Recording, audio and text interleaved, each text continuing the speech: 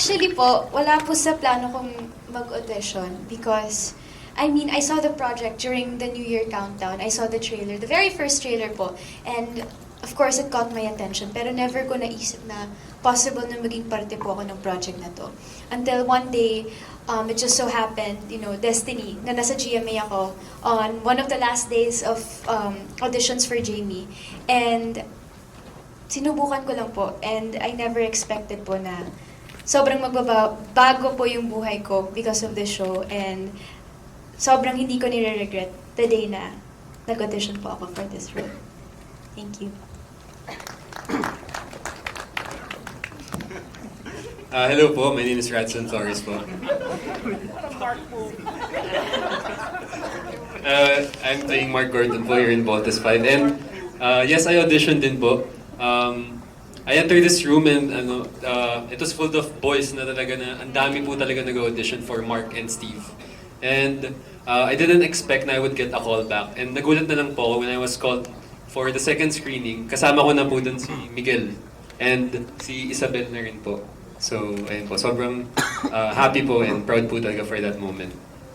Ako, hindi ko po in-expect na ako yung mapipili bilang Steve Armstrong. Kasi way back, alam ko nang may gagawin na Voltes 5. And alam ko na may naririnig na rin ako sinasabi sa akin na ito yung actor na gaganap dyan. So, ako parang, okay, sige. Pass na muna tayo sa role na to. Pero at the back of my head, parang sabi ko, sarap maging Steve Armstrong ha. Parang isa yun sa magiging pangarap kong role. And then, biglang binalita sa akin na ako na daw yung Steve. Parang ayaw kong palampasin yung big opportunity na yon na binigay sa akin. Kaya ginrab ko na agad na, game, tara, gawin na natin. Sira. Hello po, ako po si Rafael Ondicho. I'm playing Little John Armstrong po. Naaminin ko po, hindi po ako nag-audition kaya sobrang thankful ko po sa GMA Network, sa mga boss natin. Kasi po, nagtiwala po sila sa akin na to be part of this huge project.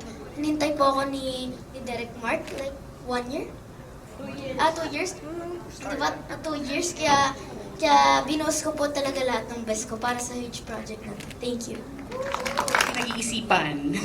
Hindi po kailangan na, kumbaga, you don't have to sleep on it. It's something na, spur of the moment, of course. Kumbaga, I would be honored. Talagang, nung una nagulat po ako kasi wala pa pong napipili or nakukuha to play the role of Dr. Mary Ann Armstrong. And at the time po that si Direk Mark first mentioned it to me, I was working on a different show po. So nagulat po ako na, paano po yan? May teleserye po ako ngayon.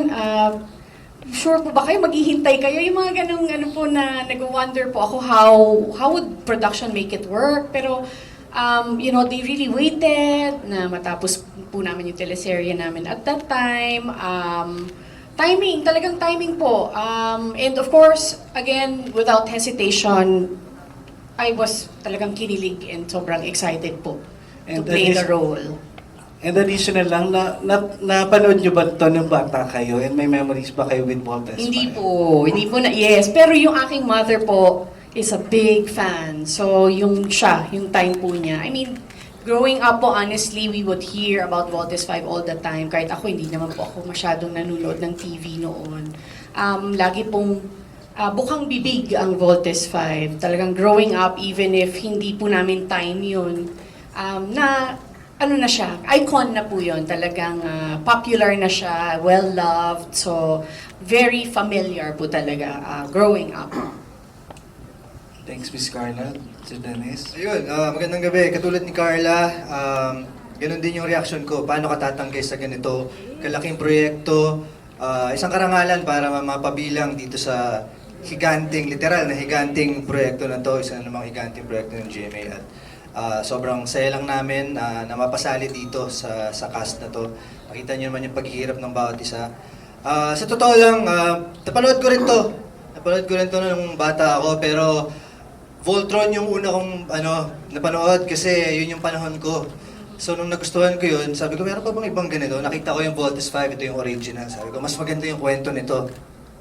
And mga 20 years ago, nagboses din ako ng para kay Steve Armstrong sa Hero Channel sa Voltes 5. Kaya familiar sa akin to at yun, sobrang pasasalamat namin sa TOEI Telesuccess at sa GMA at sinama nyo kami dito. Maraming salamat po.